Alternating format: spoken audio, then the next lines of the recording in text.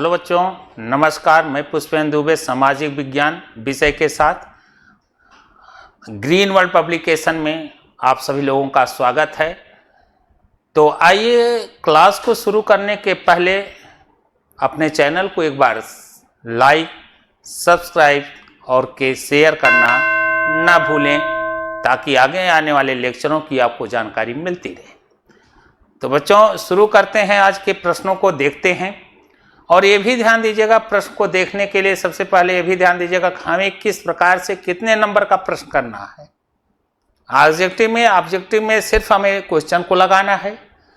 अब आती है बात एक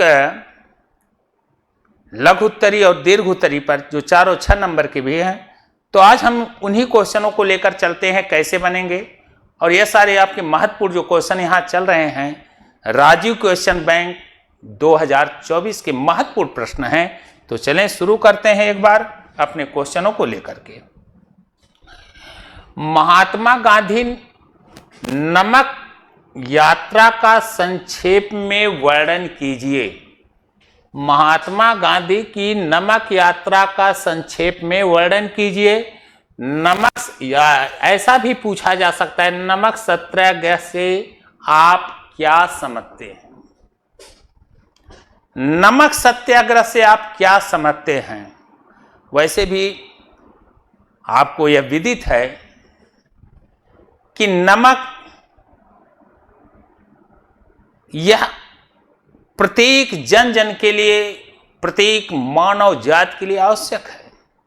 और सरकार इस पर भी टैक्स की बात कर रही है। और यह सरकार नमक पर जो टैक्स की बात कर रही, कर लगाने की बात कर रही है, और यह आम जनमानस के, गरीब से लेकर बड़े तबके तक सबकी आवश्यकता है। बड़े तो मान लीजिए हो ही जाता है, लेकिन नमक पर अगर लग जाएगा तो आम जनमानस कैसे निर्वहन करेगा। और इस परिप्रेक्ष्य में महात्मा गांधी के द्वारा नमक सत्याग्रह की शुरुआत की जा रही है। और नमक सत्याग्रह की शुरुआत कर रहे हैं महात्मा गांधी जी अपने 78 अनुयायियों के साथ। कितने अनुयायियों के साथ? अपने 78 अनुयायियों के साथ। अपने 78 अनुयायियों के साथ महात्मा गांधी के द्वारा नमक सत्याग्रह 78 सत्याग्रहियों के साथ या अनुयायियों के साथ, 78 अनुयायियों के साथ नमक सत्याग्रह की शुरुआत करने जा रहे हैं। नमक सत्याग्रह की शुरुआत करने जा रहे हैं। कहां से, यह भी आपको वहां अपने क्वेश्चन में दर्शा देंगे तो अच्छा रहेगा। शुरुआत कर रहे हैं साबरमती आश्रम से। साबरमती आश्रम से 240 किलोमीटर दूर। कितने किलोमीटर? 240 किलोमीटर दूर स्थित समुद्र, गुजरात के तटीय क्षेत्र से। कहां से? गुजरात के तटीय क्षेत्र से। गुजरात के तटीय क्षेत्र से नमक सत्याग्रह की शुरुआत हो रही है। और तटीय क्षेत्र में इस 240 किलोमीटर की यात्रा महात्मा गांधी के द्वारा, कहने का मतलब 24 दिन में पूरी करते हैं। अर्थात 10 मील। कितनी दूरी? 10 मील पर डे, प्रत्येक दिन चलते हुए, प्रतिदिन चल करके 10 मील की दूरी प्रतिदिन चलते हुए। और चलते समय जहां 10 मील की दूरी पर इनके द्वारा जनसभाओं का, जो महात्मा गांधी के प्रिय थे, प्रेमी थे, यह महात्मा गांधी की भाषणों को सुनने के लिए एकत्र हुआ करते थे। और इस एकत्रता के समय वह स्वराज का और हिंसा का अर्थ अहिंसा और स्वराज पर अपने दृष्टिकोण को व्यक्त किए। अहिंसा और स्वराज का पूर्णतः व्याख्या की और यह भी संकल्प किया कि इस अहिंसा के माध्यम से हम स्वराज को प्राप्त कर सकते हैं। 24 दिन की इस यात्रा के साथ महात्मा गांधी का जो यह कार्य शुरू हो रहा है, नमक बनाने से सरकार के द्वारा रोका गया और नमक महात्मा गांधी के द्वारा 78 अनुयायियों के साथ दांडी मार्च के माध्यम से दांडी यात्रा की शुरुआत की और दांडी यात्रा की शुरुआत करते हुए 24 दिन साबरमती से गुजरात के तटीय क्षेत्र पर पहुंच करके समुद्र के पानी को गरमाते हुए वहां से सरकार के खिलाफ, सरकार जिस पर रोक लगाई थी, समुद्र के पानी को उबाल करके, समुद्र के पानी को उबाल करके कानून नमक समुद्र के पानी को उबाल कर समुद्र के पानी को उबाल करके नमक बनाए।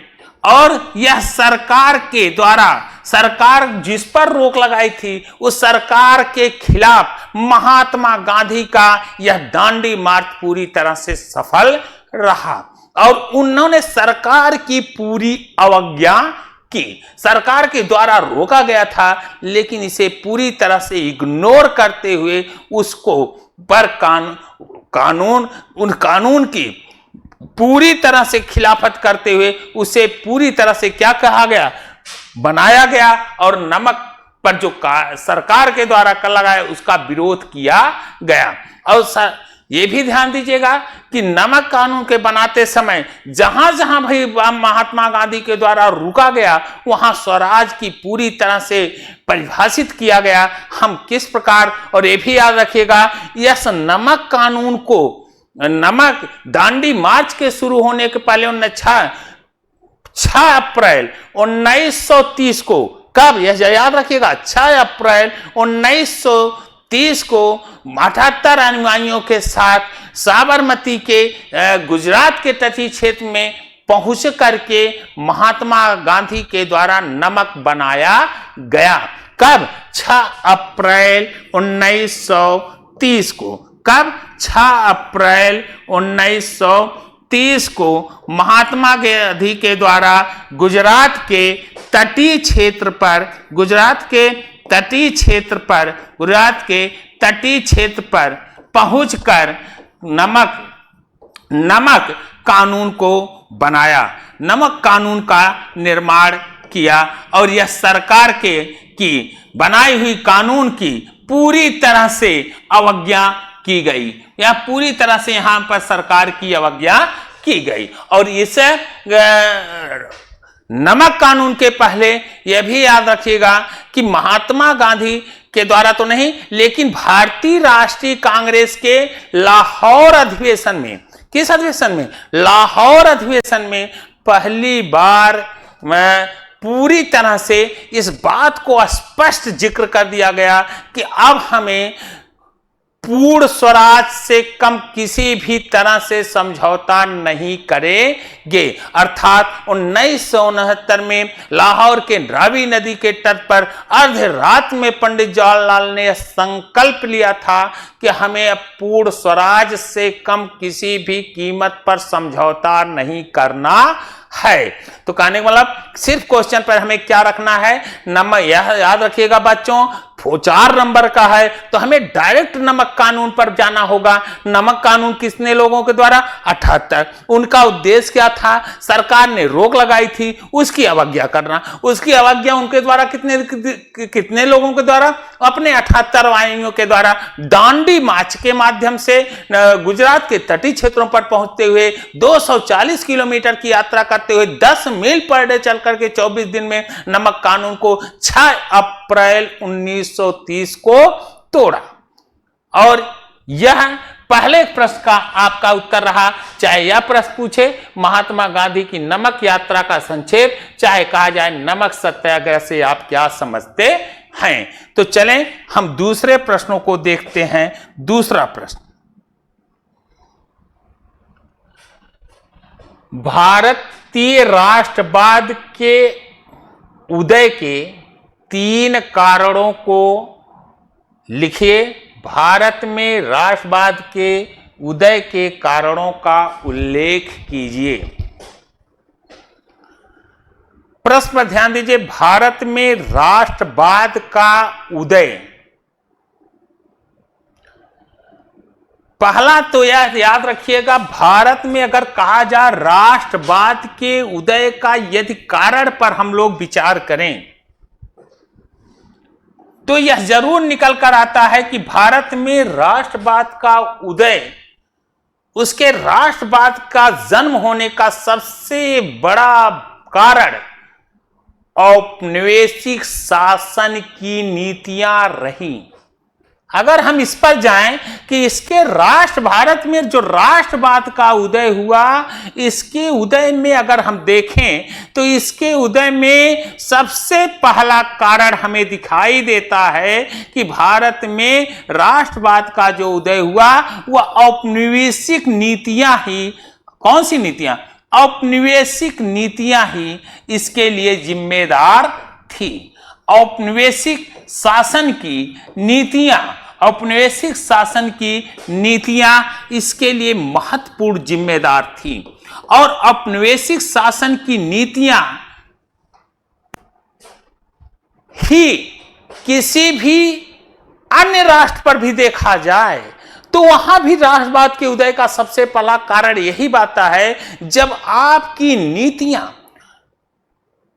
जनमानस के रूप में, जनतंत्र के रूप में आम आदमी को आपकी नीतियां क्षुब्ध कर रही हैं, दुखी कर रही हैं, और आपकी नीतियों से कहीं ना कहीं उसका मनोभाव टूट रहा है। आपसे जो आशाएं की जा रही हैं उसे आप पूरी तरह से उस आशा पर नहीं उतर रहे हैं, अर्थात दोहन की नीतियों को लगा रहे हैं, पूरी तरह से आर्थिक दोहन करना चाह रहे हैं, तो निश्चित न कहीं शासन सत्ता के खिलाफ आम जनमानस इकट्ठा होना शुरू हो गया।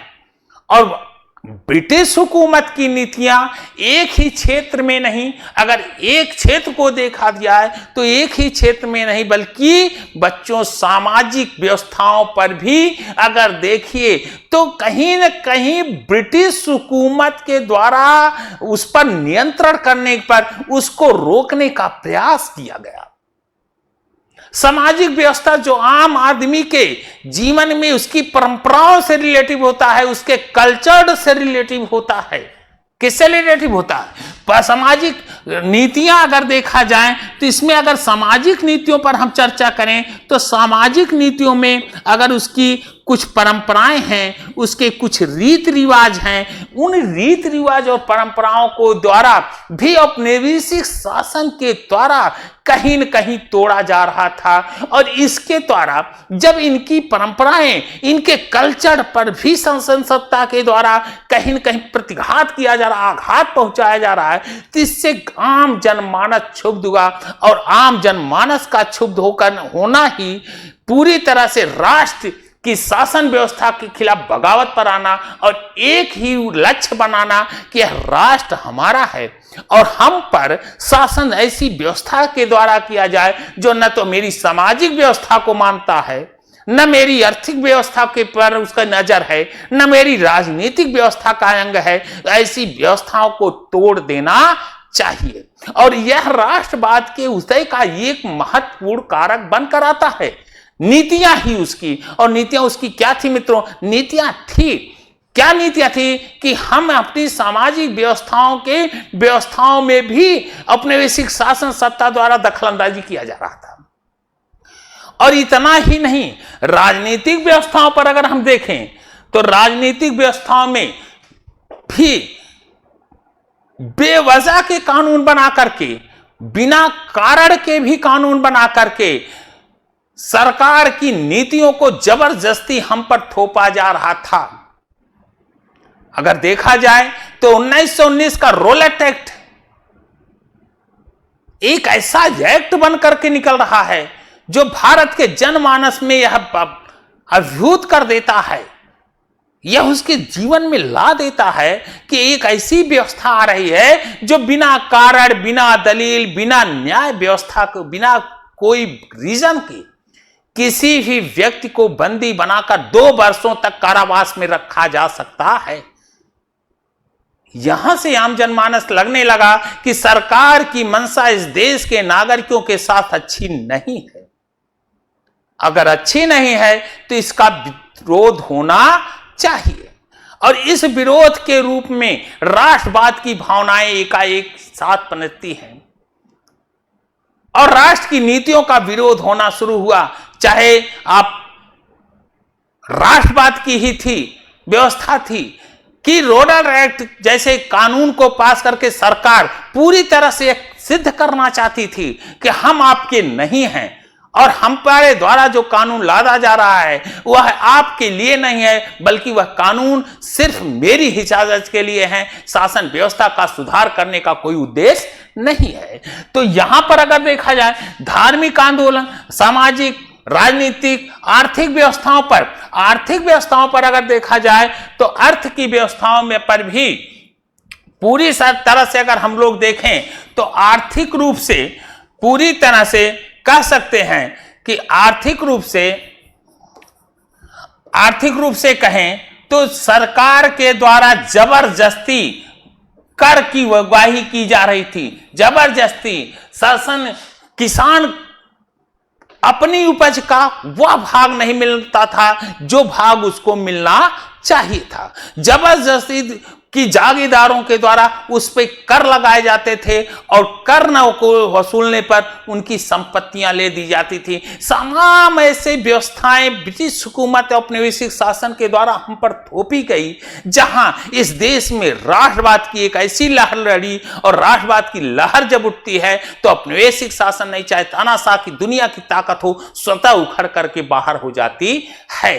राष्ट्रवाद है राष्ट्रीय एकता, जनमानस का एक कड़ी के सूत्र में बंधना और बंध करके ऐसी शासन शक्तियों का विरोध करना जो आम जनमानस के हितार्थ कार्य नहीं कर रही हैं, उन्हें सत्ता से सदा सदा के लिए हटा देना ही राष्ट्रवाद की है। और राष्ट्रवाद का ही देन था कि राष्ट्रीयता की भावनाएं जब देश की में पहुंची तो जहां उदारवादी ही नहीं, गर्म दल ही नहीं, क्रांतिकारियों का भी एक बार जमावड़ा हुआ और राष्ट्र के नाम पर देश कुर्बान करने पर कहीं भी छूटा नहीं। तो राष्ट्रवाद के उदय में जो कारण है यह आपके महत्वपूर्ण कारण यहां पर लक्षित किए गए हैं। तो चलें बच्चों, अगले क्वेश्चन पर हम लोग ध्यान देते हैं। अगला हमारा कौन सा क्वेश्चन है उसको हम कैसे करते हैं, तो बढ़ें। अगला क्वेश्चन हमारा क्या होगा इसे देखा जाए। तो अगले क्वेश्चन पर चलने के पहले थोड़ा सा ध्यान दीजिएगा। अगला क्वेश्चन है असहयोग आंदोलन के मुख्य कारण थे। असहयोग आंदोलन के कारणों तथा उसके प्रभावों का उल्लेख करें। थोड़ा सा इतिहास पर भी हम नजर यहां चल दें। असहयोग आंदोलन के मुख्य कारण क्या थे?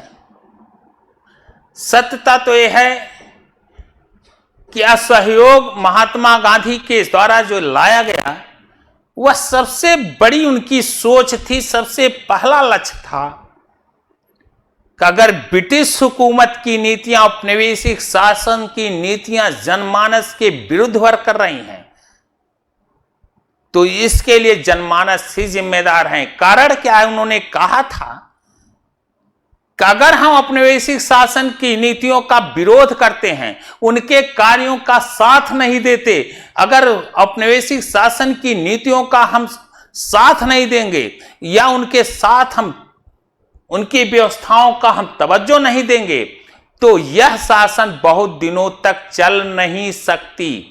कोई भी शासन किसी भी देश की में यदि है तो वहां की जनमानस के द्वारा उसका सहयोग किया जा रहा है।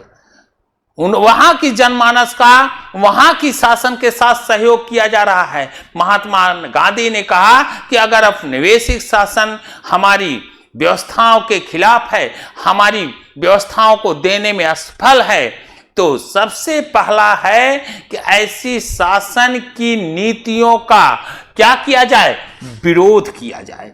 ऐसी शासन जो है, ऐसी शासन की नीतियों का क्या किया जाए, विरोध किया जाए। औपनिवेशिक शासन का क्या किया जाए, औपनिवेशिक शासन या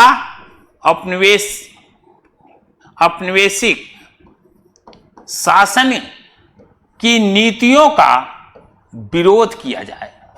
औपनिवेशिक शासन की नीतियों का सुझाव दिया गया, इनका विरोध किया जाए।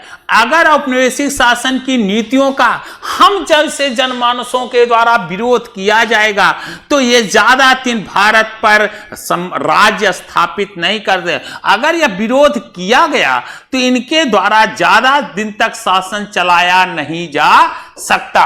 अगर आम जनमानस भारत ब्रिटिश हुकूमत की नीतियों का विरोध करती है, उनका साथ नहीं देते, तो सत्य है कि यह ज्यादा दिन तक भारत पर शासन चला नहीं सकते। और इस सहयोग के लिए ब्रिटिश हुकूमत का सहयोग किया जाए, इसके लिए महात्मा गांधी ने कहा कि जितने भी पदधारी हैं वे जहां अपने पदों को छोड़ें, वहीं शिक्षक, कानूनवेत्ता, डॉक्टर अपने शासन के दौरान अपने अपने कार्यों से क्या हो जाएं, विरत हो जाएं। और असहयोग भी आया क्यों, यह भी जानते रहिएगा। रॉलेट एक्ट जैसे कानून देश में आ चुके थे और कहीं न कहीं शासन की नीतियां भारतीय जनमानस को क्षुब्ध कर रही हैं। और सरकार के नीतियों का विरोध हम कैसे करेंगे, अहिंसक रूप से असहयोग करेंगे। वहां हिंसा का महात्मा गांधी के द्वारा स्थान नहीं दिया गया। क्या करा, अहिंसक रूप से। किस रूप से, अहिंसक रूप से, और अहिंसक साधन के द्वारा ही हम इस अहिंसक साधन का प्रयोग करते हुए हम अंतिम सत्य को तक इस पवित्र साधन के द्वारा हम पूरी तरह से शासन की नीतियों का विरोध करेंगे। और इसके एवज में सभी लोग अपने पद प्रतिष्ठाओं को, पदों पर जो जहां कार्य कर रहा है उसे छोड़ दें। और इसी के अधिकार में वकील, डॉक्टर, तमाम पदाधिकारी अपने पदों को छोड़े ही नहीं, बल्कि ब्रिटिश हुकूमत के द्वारा दिए गए उपाधियों को भी लोगों ने क्या किया, त्याग कर दिया। और सरकार की नीतियों का क्या होने लगा, विरोध होने लगा। सरकार की नीतियों का क्या किया जाने लगा, विरोध किया जाने लगा। और यह विरोध का ही कारण परिणाम था कि जब हमारी नीतियां विरोध करेंगी, तो महात्मा गांधी ने कहा कि अगर आम जनमानस सरकार की नीतियों का विरोध किया तो वहां उन्होंने कहा है 1 वर्ष के अंदर भारत को हम स्वराज के मुहाने पर लाकर खड़ा कर दिया जाए, अर्थात उसे स्वराज प्राप्त हो जाएगी। लेकिन यह नीतियां कैसी हों, पूर्ण रूप से अहिंसक। पूर्ण रूप से कैसी हो, अहिंसक, किसी प्रकार की हिंसा नहीं। सिर्फ एक बात हो कि हम पूरी तरह से इनकी नीतियों का क्या करें, विरोध करें। यह असहयोग आंदोलन महात्मा गांधी के द्वारा बच्चों जब लाया जा रहा था, तो यह भी ध्यान दीजिएगा, यह असहयोग आंदोलन महात्मा गांधी के द्वारा लाया जा रहा था तो तमाम राजनीतिक दलों द्वारा सहमत भी नहीं बन पा रही थी, क्योंकि विधान परिषद के चुनाव में लोग पहुंच करके सरकार की नीतियों का विरोध भी करना चाहते थे कि वहां पहुंच करके हम सरकार की विरोध करेंगे, जबकि विधानसभा के चुनाव का उन्होंने बहिष्कार का आह्वान किया था। क्या कहा था, चुनाव का बहिष्कार भी होना चाहिए। तो जहां महात्मा गांधी का लक्ष्य था विधान परिषदों के होने वाले चुनाव का हम क्या करें, विधान परिषद के होने वाले चुनाव का हम क्या करें, बहिष्कार करें। वहीं क्या करें, बहिष्कार करें। वहीं ये भी याद रखिएगा कि कुछ राजनीतिक नेताओं का यह मंशा थी कि हम विधान परिषद में पहुंचकर सरकार की नीतियों का विरोध करें। तो विधान असमंजसता में होते हुए भी दिसंबर 1920 में, कब? दिसंबर 1920 के अंतर्गत असहयोग को पूरी तरह से क्या किया गया? पारित कर दिया गया। कांग्रेस के द्वारा इसे स्वीकार कर लिया गया और असहयोग की स्वीकार करते हुए पूरे देश में असहयोग आंदोलन चलाए गए। और असहयोग आंदोलन अपना जो उद्देश्य था, जो इसका मूल था, असहयोग आंदोलन का जो कारण था, यह चलाने का, यहां पर असहयोग आंदोलन के शुरू होते ही तमाम लोगों के द्वारा जहां पदों को छोड़ा गया, वहीं पर विदेशी वस्तुओं का बहिष्कार भी किया गया। विदेशी वस्त्रों की होली जलाई गई, जिसमें रविन्द्रनाथ टैगोर का एक स्टेटमेंट है, यह निष्ठुर बर्बादी की संज्ञा दिया था। सरकार की नीतियों का क्या किया गया? विरोध किया गया और सरकार से मुख्य था कि इनका किसी भी कार्यों में अहिंसक होते हुए असहयोग करना और विधान परिषद में न पहुंचना। और असहयोग आंदोलन के चलाने के पीछे एक उद्देश्य था कि सरकार की नीतियों का विरोध करना।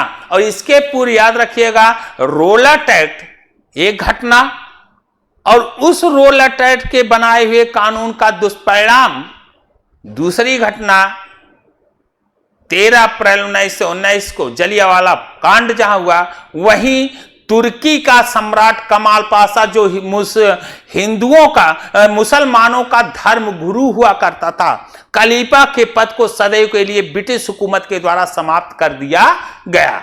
और यह समाप्त कर करके पूरे विश्व में यह मुसलमानों को भी संदेश दे दिया कि जब पूरे विश्व में ब्रिटिश हुकूमत राज कर रही है, ऐसे में किसी शासन सत्ता को या किसी मुस्लिम धर्म राष्ट्र को किसी को सुल्तान बनाने की पदवी नहीं। इससे हिंदू मुसलमान भी अब तक जो अंग्रेजों के हिफायती हुआ करते थे, विरोधी हो गए। और विरोध होने के बाद शौकत अली और के द्वारा, अली बंधुओं के द्वारा एक खिलाफत आंदोलन का बुलाया गया और इस खिलाफत आंदोलन का नेतृत्व दायित्व समझा गया महात्मा गांधी को। और महात्मा गांधी ने यही खिलाफत आंदोलन को कन्वर्ट कर दिया असहयोग आंदोलन के रूप में। तो क्लियर हो गया एक सारांश के रूप में। बाकी चीजें आपको राजीव क्वेश्चन बैंक में पूरी तरह से विधिवत दिखाई देगी। तो चलें, यह क्वेश्चन आपका हो गया, असहयोग आंदोलन के मुख्य कारण क्या थे। तो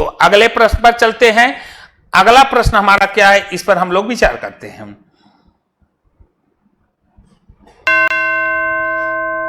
तो अगले प्रश्न पर चलने के लिए